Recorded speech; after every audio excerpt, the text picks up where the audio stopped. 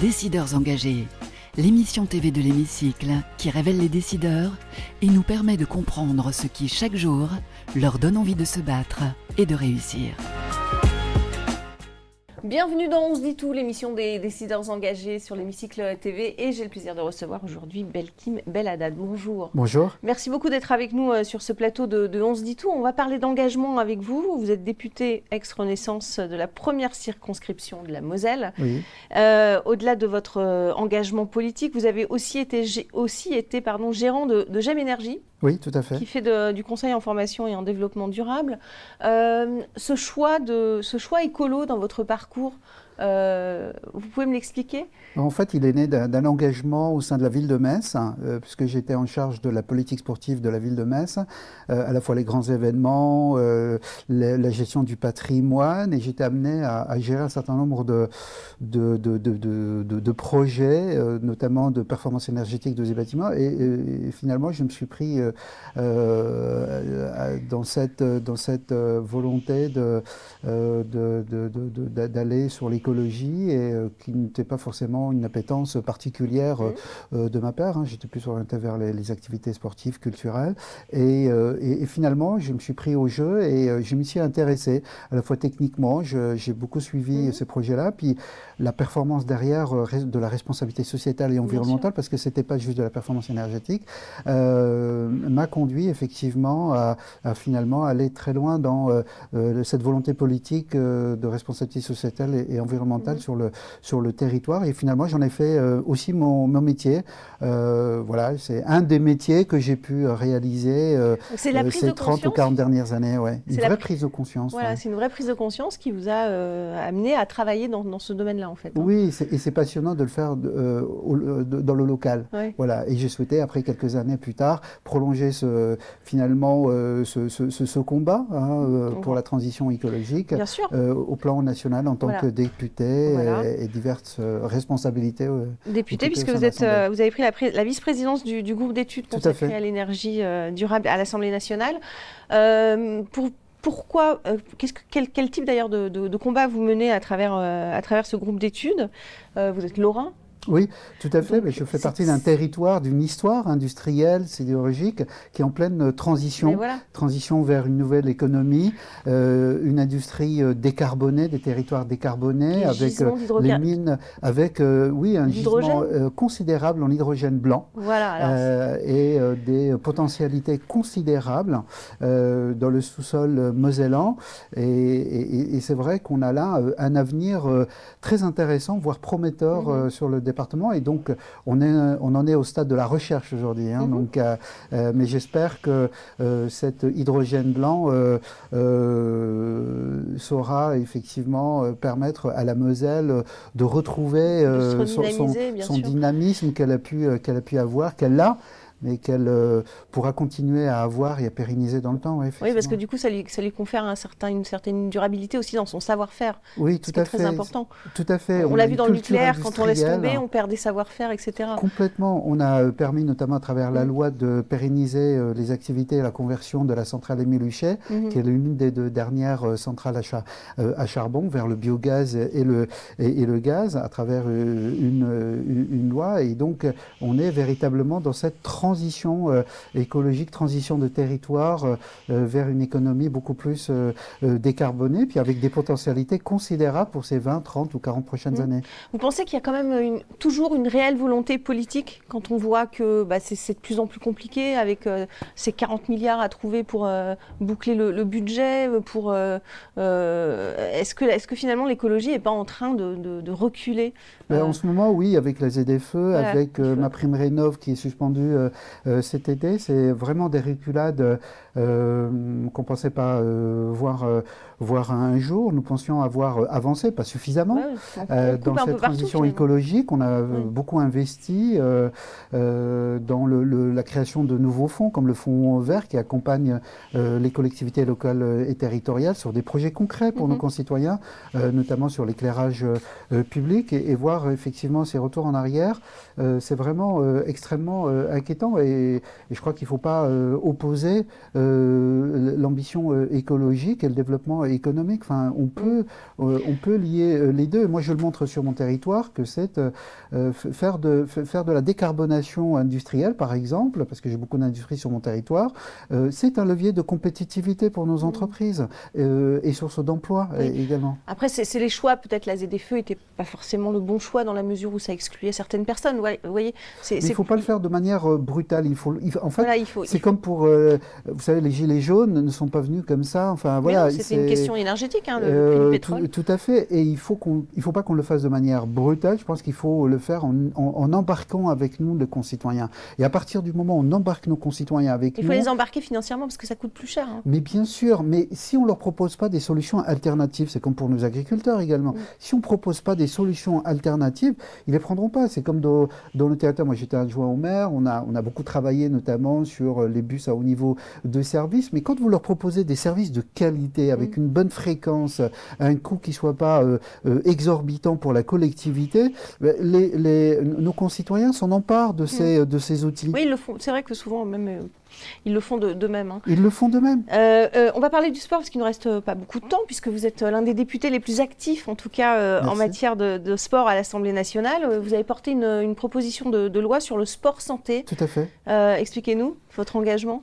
Écoutez, c'est pour moi une volonté de faire de notre pays une nation sportive et je crois que le sport peut être un vecteur d'émancipation, un vecteur de bien-être et on l'a vu à travers la réussite formidable des Jeux Olympiques et Paralympiques, mais c'est aussi un outil, un moyen thérapeutique, un outil thérapeutique formidable pour finalement aider nos 20 millions de nos concitoyens qui sont atteints d'affections de longue durée, d'obésité ou d'hypertension artérielle ou de diabétiques, notamment des diabétiques type 2, pour les aider à aller sur la voie de la guérison et moins prendre de médicaments. C'est le sens de cette proposition de loi pour faire en sorte que l'activité physique adaptée encadré par justement une prise en charge, une prescription derrière de médecins. Ah oui, donc un médecin pourrait dire il faudrait que vous fassiez avec peuvent déjà tel centre. Aujourd'hui, les médecins peuvent prescrire l'activité physique adaptée, exactement.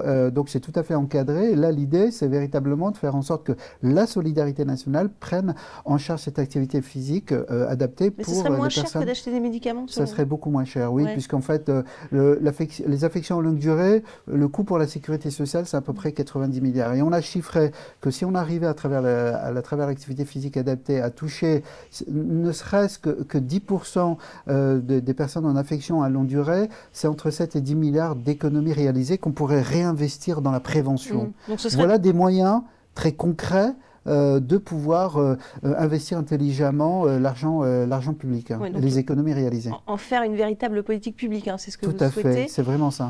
Vous coprésidez le Parlement du sport aussi à l'Assemblée nationale. Ça consiste en quoi, en 2 mots? L'idée, c'est de chasser en meute. Et on arrive à obtenir beaucoup plus de choses en chassant en meute avec l'ensemble de l'écosystème, le mouvement sportif, les fédérations, les acteurs économiques, les collectivités locales et territoriales, les administrations également et l'État, ainsi que les parlementaires, pour finalement transformer l'essai de cette réussite des Jeux Olympiques et Paralympiques, et notamment Paralympiques. Et là, on a un travail considérable encore à faire. On a commencé à faire changer le regard de nos concitoyens sur la question du handicap. Oui, mais est-ce qu'il n'y a pas ça a une limite dans le temps, vous pensez? Parce que c'est toujours le phénomène... l'effet JO, comme on dit. C'est tout l'enjeu d'aujourd'hui. La difficulté, c'est celle des contraintes budgétaires extrêmement fortes. Donc les planètes sont loin d'être alignées pour réussir cette transformation. Mais en tout cas, c'est une transformation sur le long terme. C'est pas une transformation uniquement. Pour moi, c'est une transformation sociétale. Voilà. Donc, je sais que dans les territoires, les collectivités se sont emparées des sujets depuis un moment, mais c'est une révolution qu'il faut qu'on fasse, un changement de paradigme. Et les Jeux Olympiques nous ont permis, en tout cas, de prendre conscience. Je sais que le gouvernement travaille sur une grande loi, à l'instar de celle 2005. J'espère qu'elle sera aussi ambitieuse, qui est en préparation délibération pour la fin d'année et je ne manquerai pas d'être force de proposition sur le sujet. Merci beaucoup. On va passer à la question de nos partenaires à présent, si vous le voulez bien, à commencer par l'IFPAS, qui est leader dans la formation en assurance.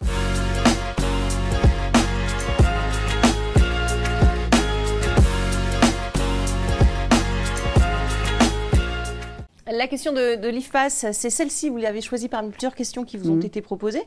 Quelles sont les valeurs qui vous représentent le plus et comment se traduisent-elles concrètement?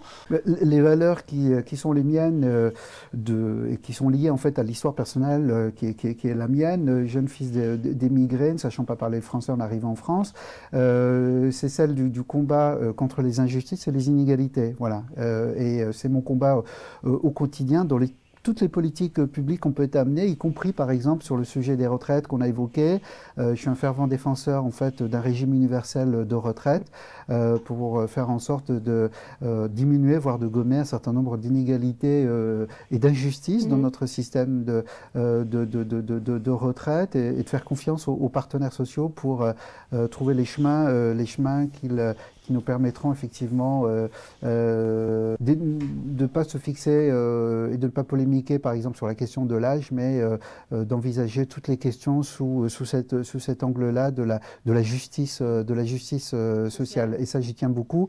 L'autre combat, c'est celui contre l'extrême droite depuis tout temps, puisque mon procès contre Jacobelli, qui m'avait insulté de racaille il y a maintenant 1 an et demi, me considérant finalement comme étant un citoyen de seconde zone, aura lieu très prochainement. Et donc, les masques tombent et ce combat-là, pour moi, est vraiment un combat essentiel. C'est l'une des raisons pour lesquelles vous avez quitté le parti présidentiel, puisque Gabriel Attal, chef de votre groupe, avait évoqué la possibilité du droit du sol, hein, c'est ça, et vous n'avez pas adhéré à Mayotte. Parce que c'est l'antithèse en fait de tout ce que j'ai pu défendre dans notre République qui m'a permis d'être là où je suis aujourd'hui. Ce sont ces valeurs-là, d'égalité, de fraternité, de justice sociale qui m'ont permis d'être là aujourd'hui. Et c'est pas en prenant des valeurs du Rassemblement national qui sont à l'antithèse de tout cela, notamment sur les questions d'égalité, qu'on y arrivera. Donc la copie est toujours imparfaite par rapport à l'original. Merci beaucoup. Ça va être l'heure de la question de Toscaloop à présent, l'accélérateur de stratégie sociale, dans 2 petites secondes.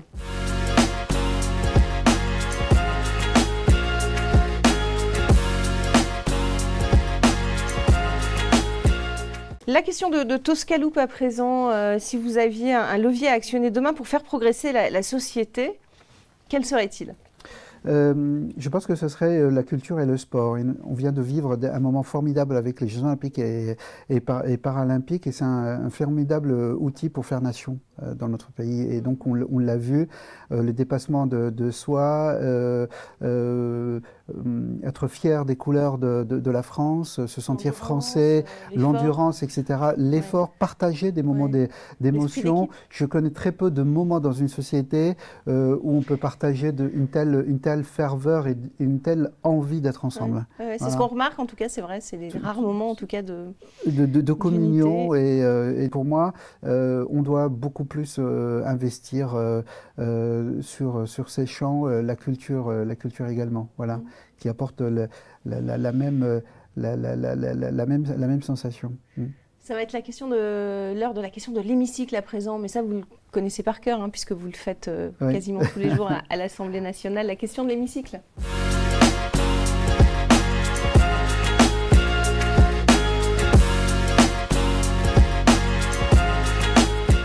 La question de l'hémicycle. Alors, peut-être que vous avez encore des choses à dire, Belkin Belhaddad, sur ce qui vous tient à cœur. Vous avez 1 à 2 minutes.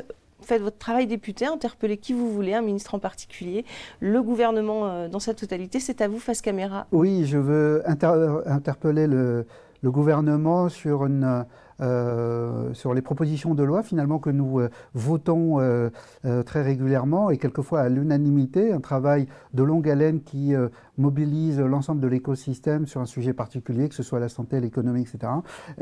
Et aujourd'hui, mon coup de gueule est celui de la publication des décrets d'application, souvent bloqués dans nos administrations, et c'est important pour nos concitoyens. Nous sommes les représentants de la nation. gens, on porte leur voix dans l'hémicycle et il nous est effectivement extrêmement difficile de pouvoir répondre à nos concitoyens sur un certain nombre de sujets et de mise en œuvre et d'application de ce qu'on peut décider à l'Assemblée nationale. Donc, oui ou non, allez-vous mettre les moyens, les bouchées doubles, pour faire en sorte que l'ensemble des décrets d'application que nous votons, quelquefois à l'unanimité dans l'hémicycle, se matérialisent dans la vie quotidienne de nos concitoyens. Merci d'avoir participé à cette émission. Merci à vous pour votre fidélité. Et on se retrouve très très vite pour un prochain numéro de On se dit tout. Décideurs engagés, l'émission TV de l'hémicycle qui révèle les décideurs et nous permet de comprendre ce qui, chaque jour, leur donne envie de se battre et de réussir.